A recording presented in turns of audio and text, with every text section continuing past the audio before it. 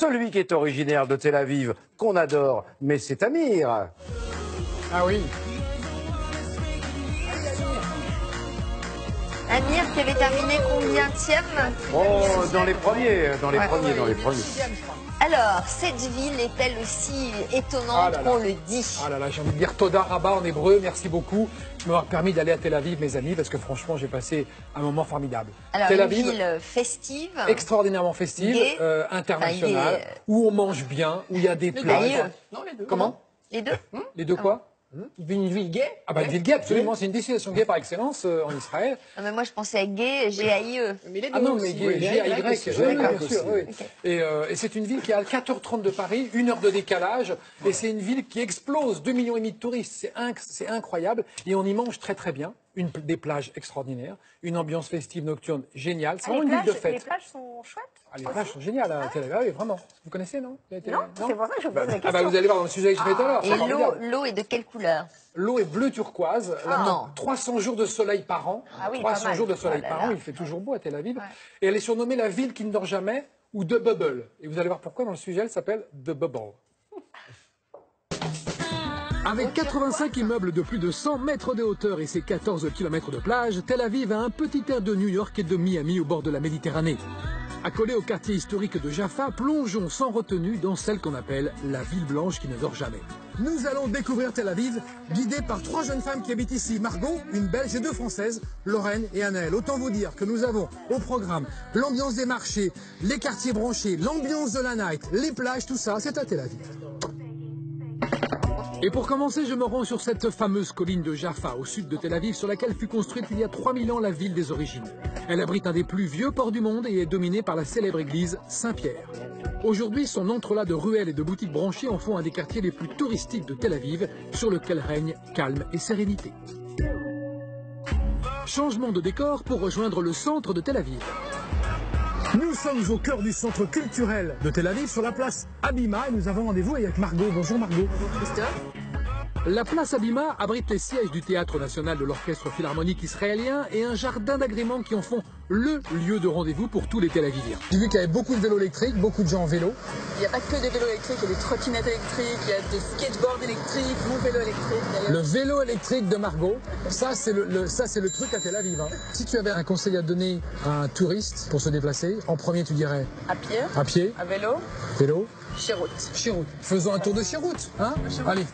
Alors, les Chiroutes, ce sont ces petits bus jaunes. Ce sont des taxis collectifs que l'on arrête d'un signe de la main qui parcourent la ville sur des trajets prédéfinis. On les paye en faisant passer la monnaie pendant le transport. Toda Rabba. Toda Rabba. Toda Rabba. Ici à Tel Aviv, la gastronomie est très importante. Tu verras, on mange super bien ici. Il y a du bon café, des produits frais. Les beaux garçons. Des beaux garçons. Défendue à Tel Aviv par plus de 3400 restaurants, la gastronomie israélienne est reconnue comme une des meilleures du monde. Rien que des produits simples et frais, houmous, blé, patates douces ou haricots, en petite quantité et servis en même temps. Là, je t'emmène voir le quartier Bauhaus, Ouais. quartier historique de Tel Aviv. Ah, carrément. Donc, Tel Aviv a la plus grande concentration d'immeubles Bauhaus du monde entier. On a 4000 immeubles Bauhaus, Comme celui-là, là. comme celui-là. C'est donc dans le quartier Dizengoff que l'on trouve ces immeubles de style Bauhaus érigés dans les années 20 par les architectes allemands fuyant le régime nazi. Beaucoup sont en rénovation et servent de fil conducteur aux visites de la ville. Margot, merci pour cette balade. On se retrouve ce soir, quartier où ça bouge? Florentine. Quartier Florentine. Et le soir, je retrouve Margot, quartier Florentine, un des nombreux endroits où le jeudi soir, ça bouge à Tel Aviv. Donc là, c'est Romano. Oui, c'est une ancienne galerie marchande désaffectée. D'accord. Tu verras, c'est très Tel Avivien. Waouh, génial. Ce qui fut la première galerie marchande de la ville est aujourd'hui occupée par des clubbers et est à l'image de la nuit tel-avivienne, un joyeux bazar. Alors Tel Aviv, c'est une ville qui est entre l'Orient et l'Occident. C'est une ville qui bouge, qui vit, pleine d'énergie, qui change tout le temps. Et c'est pour ça que j'adore cette ville. À l'intérieur, salle de cinéma, restaurant, bar à cocktail et DJ vont rythmer la soirée jusqu'au bout de la nuit.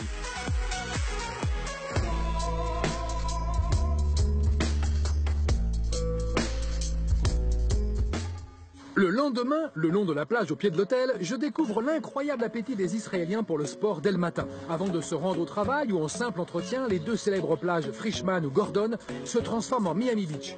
J'y rencontre Ilan, un Nîmois installé à Tel Aviv et coach sportif. Il y a des bonnes énergies partout sur cette promenade. On voit des belles filles s'entraîner, on voit des personnes âgées.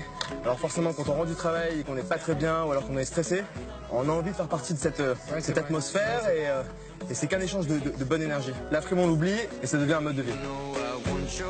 Avant de quitter Tel Aviv, je tiens à visiter le plus ancien marché de la ville. C'est le souk à Carmel, un des endroits préférés d'Anaël et Lorraine, deux Françaises qui y font souvent leurs Des courses. courses de fruits et légumes, des épices. Il y a une très bonne ambiance, c'est toujours très animé le vendredi matin, donc c'est pour ça que je t'ai proposé qu'on aille faire un... Ça, c'est magnifique tout ça là. Ouais, c'est superbe, il y a toujours plein d'épices. Allez. Alors ça, c'est quoi ça? Alors ça, c'est la halva, c'est une crème de sésame très sucrée, D'accord. de tradition turque. Délicieux. Ah, c'est pour le caméraman.